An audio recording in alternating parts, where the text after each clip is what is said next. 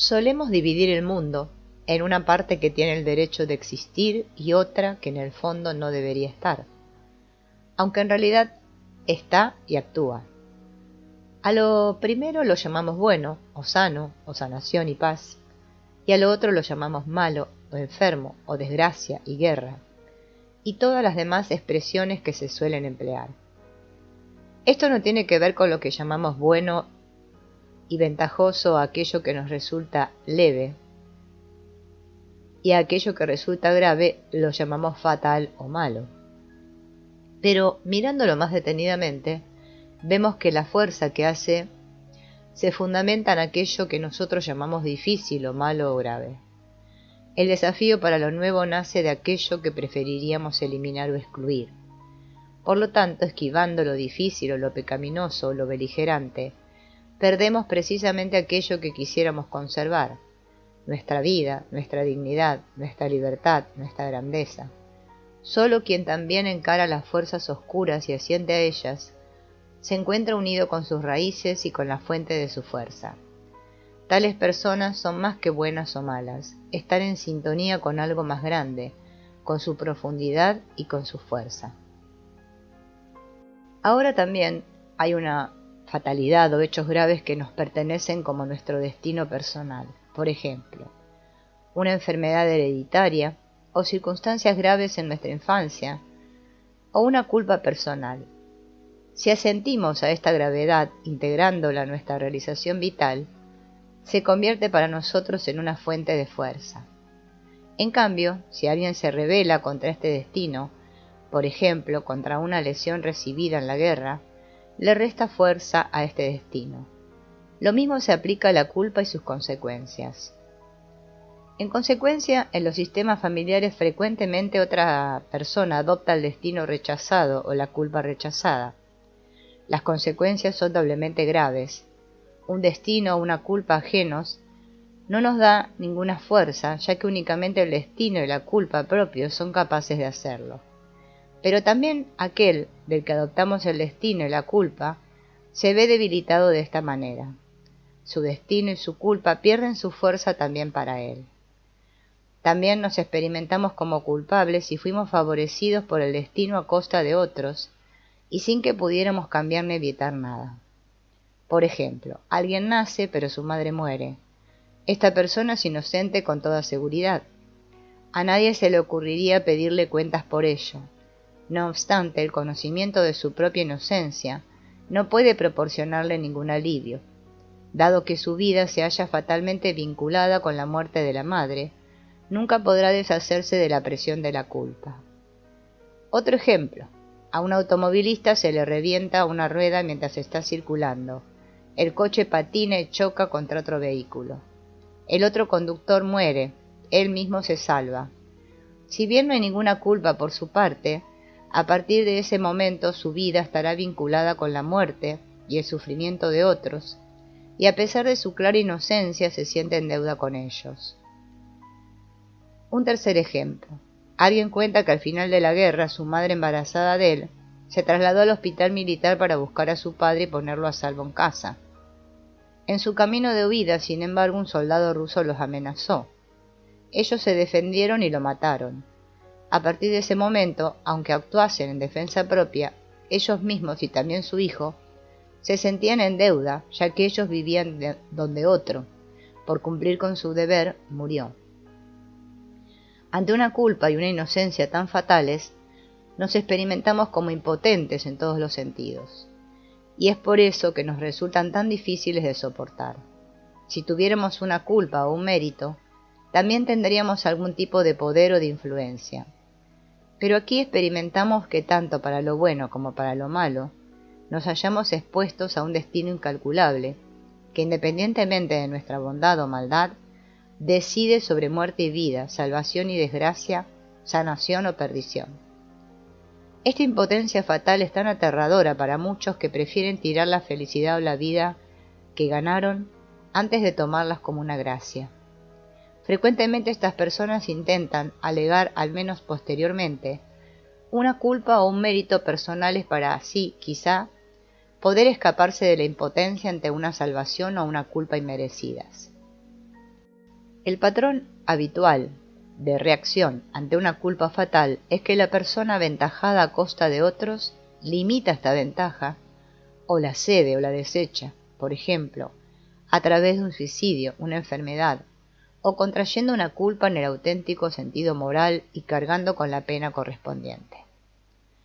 Estas soluciones se deben a un pensamiento mágico y no son más que una forma infantil de asumir la felicidad inmerecida, ya que, bien mirado, de esta manera la desdicha no disminuye sino que aumenta. Así, por ejemplo, cuando un hijo cuya madre murió en el parto se limita en su vida o se suicida, el sacrificio de la madre fue en vano, y por así decirlo, la madre aún carga con la responsabilidad por la desdicha de su hijo.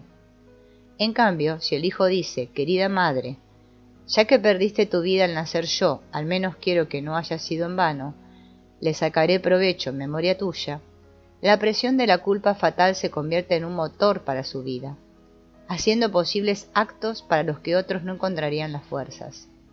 Así el sacrificio de la madre surte un efecto positivo, más allá de su muerte, lo cual reconcilia y da paz. También aquí todos los afectados se hallan bajo la presión de la compensación, ya que quien recibió del destino también quiere dar algo equivalente, y si no puede dar nada, al menos quiere renunciar a algo equivalente. En este contexto, sin embargo, los caminos habituales nos llevan al vacío, ya que el destino no se preocupa ni de nuestras reclamaciones ni de nuestras reparaciones, ni tampoco de nuestra expiación. De hecho, es nuestra propia inocencia la que hace que la culpa fatal sea tan difícil de soportar.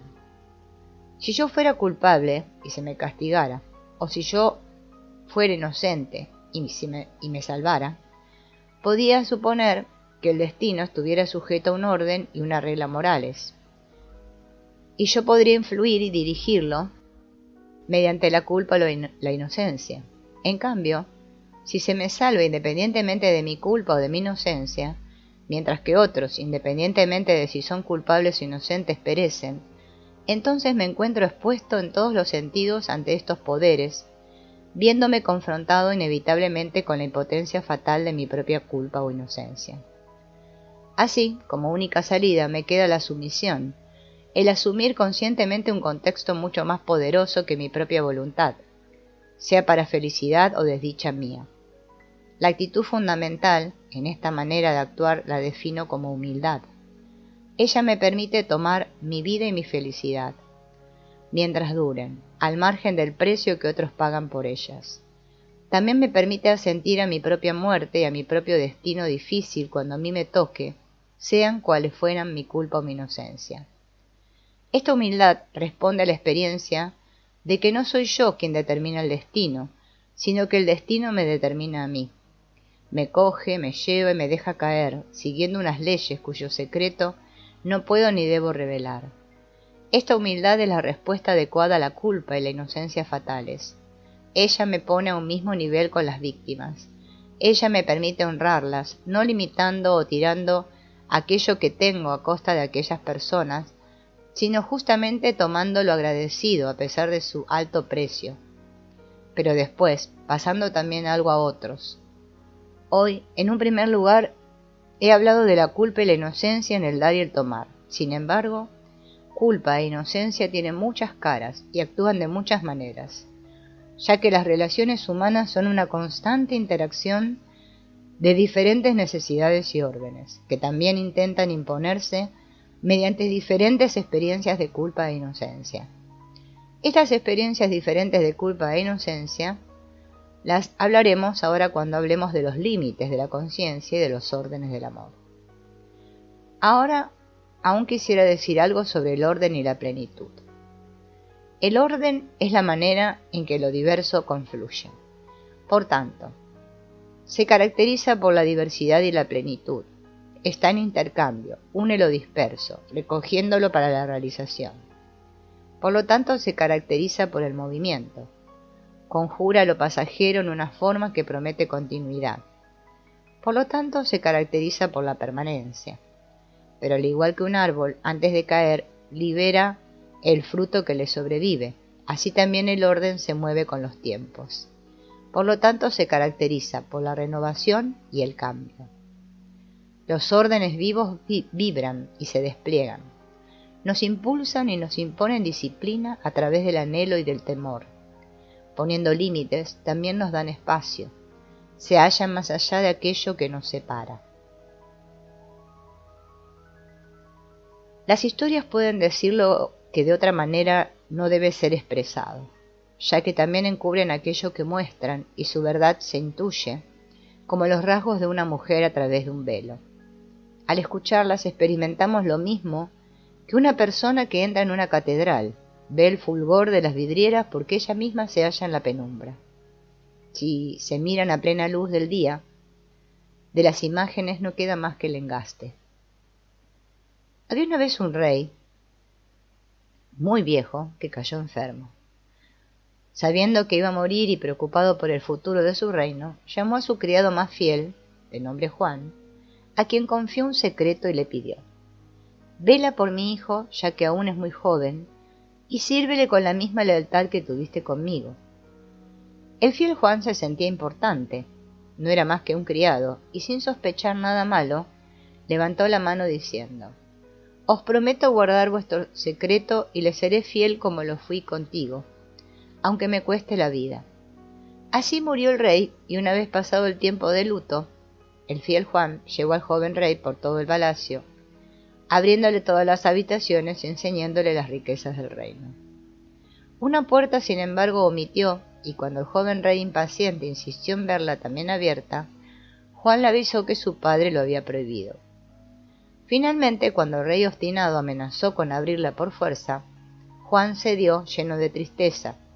Abrió también aquella puerta, pero se adelantó rápidamente para ponerse delante de un retrato e impedir que el rey lo viera. Pero no le sirvió de nada, el rey lo apartó, vio el retrato y cayó al suelo desmayado. Había visto la imagen de la princesa de la cúpula de oro. Cuando recobró el conocimiento, aún estaba como fuera de sí, y ya no tenía otro pensamiento que convertirla en su mujer. Pero pedir su mano abiertamente le parecía demasiado osado, puesto que, como había oído, hasta ahora su padre había rechazado a cualquier pretendiente. Así el fiel Juan y él pensaron un ardid. Sabiendo que el corazón de la princesa de la cúpula de oro se deleitaba con todo lo que era de oro, cogieron del tesoro real las alhajas y vasijas de oro y las embarcaron en un navío. Después se hicieron a la vela y navegaron hasta la ciudad en que habitaba la princesa. Una vez llegados allá, el fiel Juan tomó una parte del oro y se fue al palacio para secretamente ofrecérsela a la venta. Al oírlo la princesa acudió para verlo todo, y cuando le contó que aún tenía mucho más en su navío, la convenció de que fuera con él a la embarcación. Allí la recibió el rey, disfrazado de comerciante, y aún la encontró mucho más hermosa que su retrato. Bajó con ella a la cámara y le enseñó los tesoros de oro. Durante este tiempo llevaron el ancla y el navío se hizo a la mar.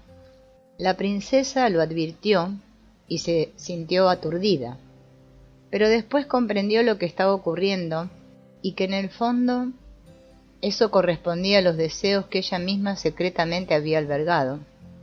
Así siguió el juego. Cuando ya lo había visto todo, miró hacia afuera, vio que el navío estaba ya muy lejos de tierra y pareció asustarse, pero el rey, presentándole la mano, le dijo: «No temas, yo no soy comerciante, soy un rey y te quiero tanto que te pido que seas mi mujer». Ella lo miró, lo encontró amable, asió el oro y asintió. El fiel Juan, empero, llevaba el timón, y mientras aún silbaba alegremente por lo bien que había ido su ardid, distinguió en el aire 3 cornejas que vinieron a colocarse en un mástil y empezaron a hablar entre sí. La primera dijo: «El rey se lleva ya a la princesa de la cúpula de oro, pero no es suya todavía. Cuando desembarquen presentarán al rey un caballo alazano y ése montará para ir al palacio. Pero el caballo se lanzará a los aires con él y no volverán a tener noticias suyas». La segunda dijo: «A no ser que otra persona se lance sobre el caballo y cogiendo la islola que llevaba en la silla lo deje muerto en el acto». La tercera añadió: pero el que lo sepa y lo diga será convertido en piedra, desde los pies hasta la rodilla. La segunda corneja dijo: aun suponiendo que acabara bien lo primero, el rey no por eso poseerá a la princesa. Cuando llegue a su palacio encontrará una magnífica camisa de boda, y él irá a ponérsela, pero la camisa, como pese azufre, le quemará hasta la médula. La tercera corneja dijo: a no ser que una persona se adelante a él, la coja con guantes y la tire al fuego. Y la primera añadió: pero el que lo sepa y lo diga se convertirá en piedra desde las rodillas hasta el corazón. La tercera corneja prosiguió: aunque fuera bien lo segundo, el rey aún no poseerá a la princesa. Cuando comience el baile de la boda, la reina se desmayará y caerá como muerta, y lo estará en realidad si no hay alguien que la levante, le abra el corpiño, le saque el pecho derecho, le chupe 3 gotas de sangre y las vuelva a escupir. Y la segunda corneja dijo: pero el que lo sepa y lo diga se convertirá en piedra desde el corazón hasta la cabeza. El fiel Juan sabía que ahora iba en serio, pero, fiel a su promesa, se propuso hacer todo para salvar al rey y a la reina, aunque le costara la vida. Al desembarcar sucedió todo lo que habían dicho las cornejas. Presentaron al rey un caballo alazano, y aún antes de que el rey pudiera montarlo, el fiel Juan saltó encima, cogió la pistola y tendió al caballo muerto. Los otros criados del rey dijeron: ¿pero qué se permite? El rey quería montar este magnífico caballo e ir al palacio, y él se lo mata. No hay que perdonarlo. Pero el rey les dijo: es mi fiel Juan, ya habrá tenido sus razones para obrar así. Cuando entraron en el palacio hallaron la camisa de boda, y antes de que el rey pudiera ponérsela, el fiel Juan la cogió con guantes y la arrojó al fuego. Los demás criados murmuraron: ¡qué atrevimiento! El rey quería ponerse la preciosa camisa para su boda y él la arroja al fuego delante de sus ojos. No habría que perdonárselo. Pero el rey replicó: es mi fiel Juan, ya habrá tenido sus razones para obrar así. Finalmente se celebró la boda, y al comenzar el baile la reina empalideció y cayó como muerta en el suelo. Enseguida el fiel Juan se encontró a su lado y antes de que el rey se atreviera a hacer nada, le abrió el corpiño, le sacó el pecho derecho, chupó 3 gotas de sangre y las volvió a escupir. En ese mismo instante la reina abrió los ojos y recobró la vida. El rey, empero, sintió vergüenza, y al oír que los demás criados se burlaban diciendo que eso sí que era demasiado, y que si el rey también ahora lo perdonaba, perdería la autoridad. Entonces reunió el tribunal y condenó a muerte al fiel Juan. Este, sin embargo, mientras lo conducían al patíbulo, aún pensaba si debía revelar lo que las cornejas le habían confiado. De todos modos tenía que morir. Si no lo decía, moriría en la horca, y si lo decía, se convertiría en piedra. Finalmente optó por revelarlo, pensando quizá la verdad los hará libres. Al hallarse ante su verdugo y al igual que otros delincuentes, tener la oportunidad de decir unas palabras, entonces, ¿qué hizo? Refirió ante todo el mundo por qué había hecho aquello que parecía tan grave, y al pronunciar la última palabra, cayó sin vida, convertido en piedra. Y así murió. El pueblo entero dio un grito de dolor, y el rey y la reina se retiraron al palacio y a su alcoba. Allí la reina miró al rey y dijo: yo también oí las cornejas, pero no dije nada por miedo de convertirme en piedra. El rey le puso el dedo en los labios y le susurró: yo también las oí. Este no es todavía el final de la historia, ya que el rey no se atrevió a enterrar al fiel Juan, convertido en piedra, y así lo puso como estatua delante de su palacio. Cada vez que pasaba delante de él suspiraba diciendo: ¡ay, mi fiel Juan, qué pena! Pero pronto tenía otras preocupaciones, ya que la reina quedó embarazada, y a cabo de un año dio a luz a los 2 hijos gemelos, unos niños preciosos. Cuando los niños tenían 3 años, el rey ya no aguantó más y le dijo a la reina: tenemos que hacer algo para devolverle la vida al fiel Juan, y lo conseguiremos sacrificando lo más entrañable que tenemos. La reina se espantó: pero lo más entrañable que tenemos son nuestros hijos. Sí, dijo el rey. A la mañana siguiente cogió la espada, les cortó las cabezas a sus hijos y vertió su sangre sobre la estatua del fiel Juan, con la esperanza de que volviera a la vida. Pero él seguía siendo una piedra. Al verlo la reina gritó: «Este es el final». Se retiró a su alcoba, recogió sus cosas y volvió a su país. El rey, sin embargo, se fue a la tumba de su madre y así lloró largo tiempo. Quien ahora estuviera tentado de leer el cuento de la manera que nos fue transmitido, encontrará lo mismo que acaba de oír aquí, siempre que lo lea atentamente. Pero al mismo tiempo encontrará también el cuento real, que, si rehúye la visión desnuda de su verdad, le hace soportable lo terrible a través de algo hermoso. Su miedo de encontrar quizás el cielo vacío se apacigua a través de una esperanza ilusoria. Un hombre, en sueños, oyó una noche la voz de Dios, diciendo: «Levántate, toma a tu hijo, a tu único y bien amado, llévalo al monte que te señalaré, y allí ofrécemelo en holocausto». Por la mañana el hombre se levantó, miró a su hijo, su único y bien amado, miró a su mujer, la madre del niño, y miró a su Dios. Cogió al niño, lo llevó al monte, construyó un altar, le ató las manos y sacó el cuchillo para sacrificarlo. Pero en ese momento oyó otra voz, y en lugar de su hijo sacrificó un cordero. ¿Cómo mira el hijo al padre? ¿Cómo el padre al hijo? ¿Cómo mira la mujer al hombre? ¿Cómo mira el hombre a la mujer? ¿Cómo miran ellos a Dios? ¿Y cómo los mira Dios a ellos? También otro hombre, por la noche, oyó en sueños la voz de Dios, diciendo: «Levántate, toma a tu hijo, tu único y bien amado, llévalo al monte que te señalaré y allí ofrécemelo en holocausto». Por la mañana el hombre se levantó, miró a su hijo, su único y bien amado, miró a su mujer, la madre del niño, miró a su Dios y le respondió, cara a cara: «No lo haré». ¿Cómo mira el hijo al padre? ¿Cómo el padre al hijo? ¿Cómo la mujer al hombre?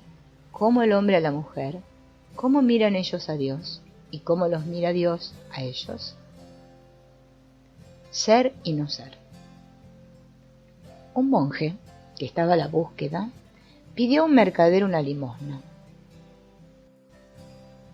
El mercader por un momento lo miró y preguntó al dársela: «¿Cómo puede ser que tú me tengas que pedir a mí aquello que te falta para tu sustento, y al mismo tiempo me menosprecies a mí y también mi vida, cuando nosotros te concedemos lo que necesitas?» El monje respondió: «Comparado con lo último que busco, todo lo demás parece poco».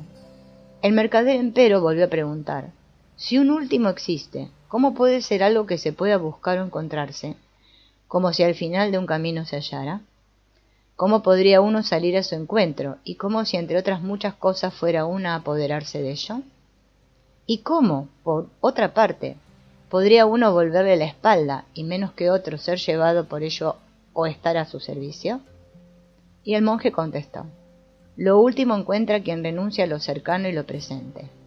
El mercader empero siguió razonando: «Si un último existe, es próximo a cada uno, aunque como todo ser, un no ser, y en todo ahora un antes y un después, escondido en aquello que aparece y permanece. Comparado con el ser que experimentamos como pasajero y limitado, el no ser nos parece infinito, igual que el de dónde y a dónde comparado con el ahora. El no ser, sin embargo, se nos revela en el ser, igual que el de dónde y el a dónde en el ahora. El no ser, como la noche y la muerte, es principio sin conocimiento, y sólo brevemente, igual que un relámpago, nos destella su mirada en el ser. Así, lo último, también a nosotros se nos acerca solo en lo próximo y resplandece ahora. Ahora también el monje preguntó: «Si lo que dice fuera la verdad, ¿qué quedaría aún para ti y para mí?» El mercader le dijo: «Aún nos quedaría por un tiempo la tierra». Alguien cuenta que escuchó a dos personas hablando de cómo habría reaccionado Jesús si al llamar a un enfermo y decirle: «Levántate, toma tu cama y ve a tu casa», éste le hubiera respondido: «No quiero». Finalmente uno de los dos contestó que probablemente Jesús al principio habría callado. Después, sin embargo, se habría vuelto a sus discípulos diciendo: «Este rinde más honor a Dios que yo». En un principio tales historias quizá nos molesten, porque contradicen la consecuencia y la lógica habituales.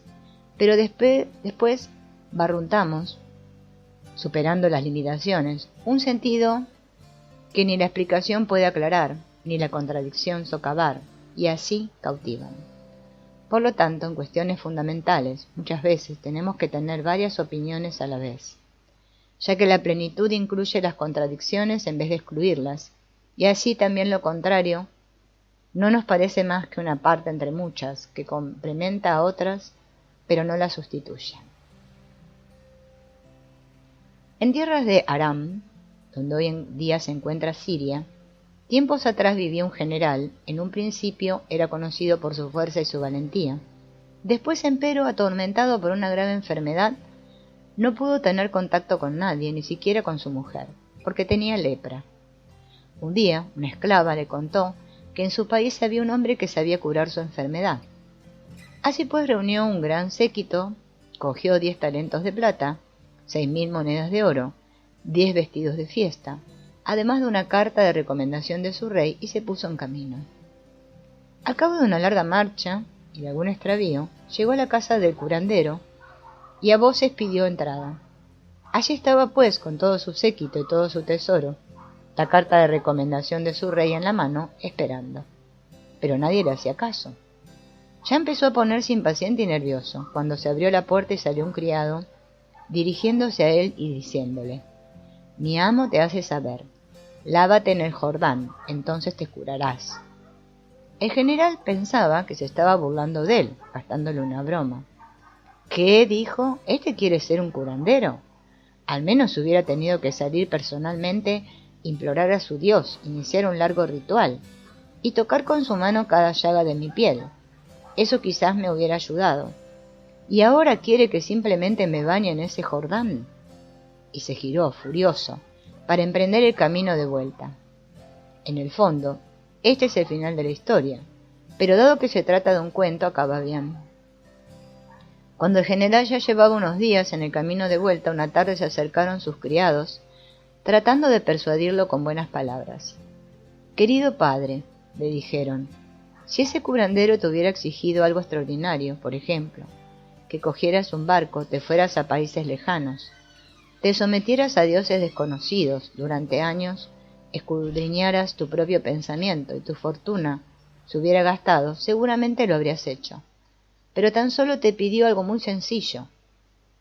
Y se dejó convencer. De mal humor y mala gana fue al Jordán.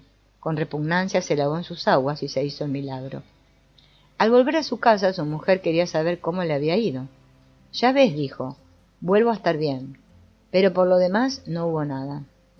Quien una vez ha comenzado a diferenciar las historias que oye, ya no sucumbe ante lo bello con tanta facilidad, guiándose por una instancia interior, que sabe más de lo que las palabras dicen.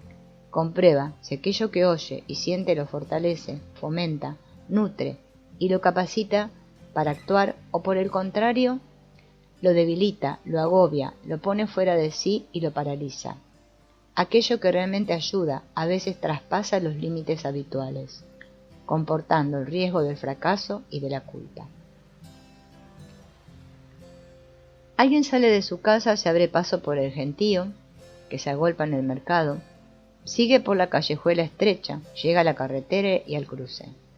De repente, chirrido de un frenazo, un autobús patina, algunas personas gritan, después oye el choque.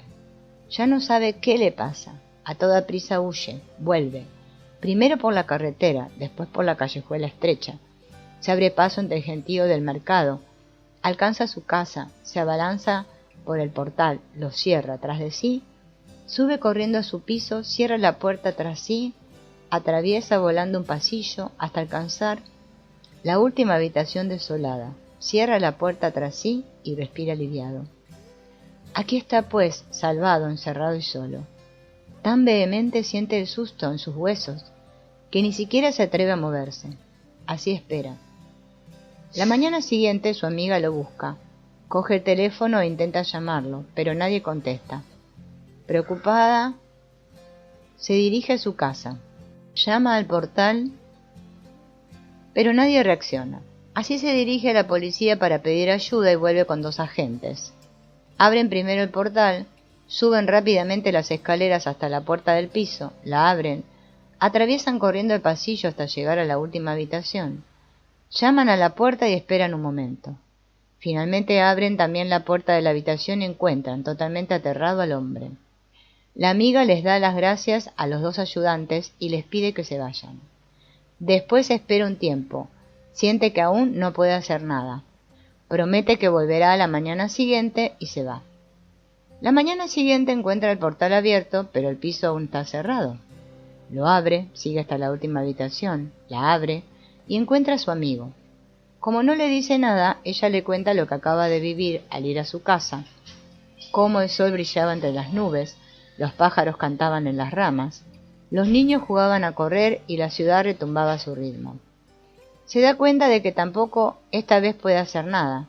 Promete volver a la mañana siguiente y se va. La mañana siguiente encuentra abiertos tanto el portal como la puerta del piso. Así avanza hasta la última habitación, la abre y encuentra a su amigo, todavía inmóvil. Ella espera un rato, después le cuenta que la noche anterior aún fue al circo. Le describe el alegre vaivén, la animada música de marcha, el ambiente de jolgorio, la tensión cuando entraron los leones y el alivio porque todo salió bien. También las travesuras de un payaso, los nobles caballos de borlas blancas y el gentío risueño. Después, al acabar su relato, le promete: mañana volveré. La mañana siguiente incluso la puerta de la habitación está abierta, pero nadie viene. Ahora el hombre aterrado no aguanta más en la casa. Cierra la puerta de la habitación tras de sí, cruza el portal y sale afuera. Se abre paso por el gentío, que se agolpa en el mercado. Luego sigue por la callejuela estrecha. Llega a la carretera, atraviesa el cruce y decididamente busca a su amiga. Algunas historias nos conmueven, y por un momento puede parecer como si la muerte y la separación se hubiesen suprimido. Al escucharlas nos relajan, como una copa de vino por la noche, después dormimos mejor. La mañana siguiente, sin embargo, nos volvemos a levantar y vamos al trabajo. Otros que toman el vino se quedan en la cama, y haría falta alguien que los supiera despertar. Así les cuenta las historias ligeramente cambiadas, sacando del dulce veneno un antídoto, y a veces vuelven a despertarse, libres del conjuro. Harold, un joven de 20 años que frecuentemente hacía ver que trataba a la muerte de tú a tú, extrañando así a los demás, le contó a un amigo de su gran amor, Maude, de 80 años ya, de cómo quería celebrar con ella su cumpleaños y también su compromiso, y cómo, en medio de la alegría, ella le confesó que había tomado veneno y que a medianoche su vida habría acabado. El amigo permaneció pensativo durante un momento y después le contó una historia. En un planeta diminuto vivía una vez un pequeño hombre y como allí era el único, se llamaba Príncipe, es decir, el primero y el mejor. Pero además de él había también una rosa. Antaño su olor había sido encantador, pero ahora parecía marchitarse cada momento, y el pequeño príncipe, aún era un niño, no descansaba en su esfuerzo por mantenerla viva.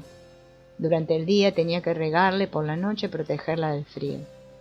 Pero cuando él necesitaba algo de ella, así como antes había sido posible de vez en cuando, ella le enseñaba sus espinas. Así pues, no era de extrañar que con el tiempo él se cansara y decidiera marcharse.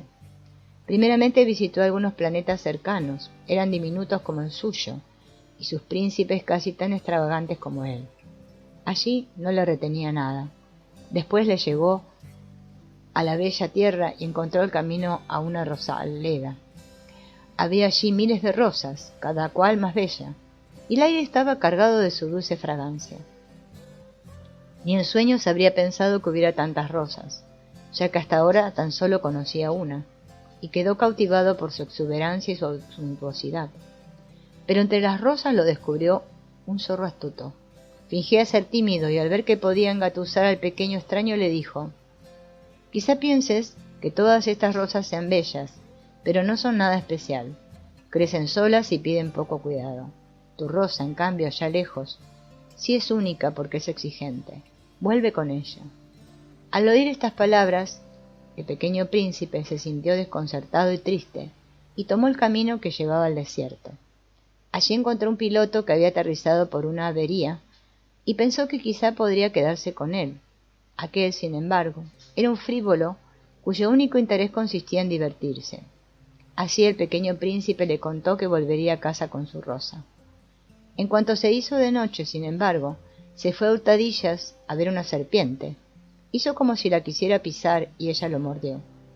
Él aún se sacudió un poco, después se quedó inmóvil y así murió. A la mañana siguiente el piloto encontró su cadáver. ¡Qué pillo!, pensó, y enterró los restos en la arena. Harold, así se supo más tarde, debió de faltar al entierro de Maude. En lugar de ello, por primera vez en años, puso rosas en la tumba de su padre. Vida y muerte. Cuando dos zulúes se encuentran, el uno dice: «Te he visto. ¿Aún estás con vida?» «Sí», contesta el otro, «aún estoy aquí. ¿Y tú?» «También yo sigo con vida». Cuando un extraño le pregunta a un zulú, que aparentemente no hace nada: «¿No te aburres?», éste le responde: «Pero si estoy viviendo». A él no le falta nada que tuviera que darle más contenido o sentido a su vida. La misma actitud encontramos en uno de los fieles de Conradin, el último Stauffer, que, de prisionero en un castillo, se hallaba jugando una partida de ajedrez con un amigo, cuando un mensajero le comunicó: «Dentro de 1 hora serás ejecutado», y él contestó: «¿Sigamos jugando?».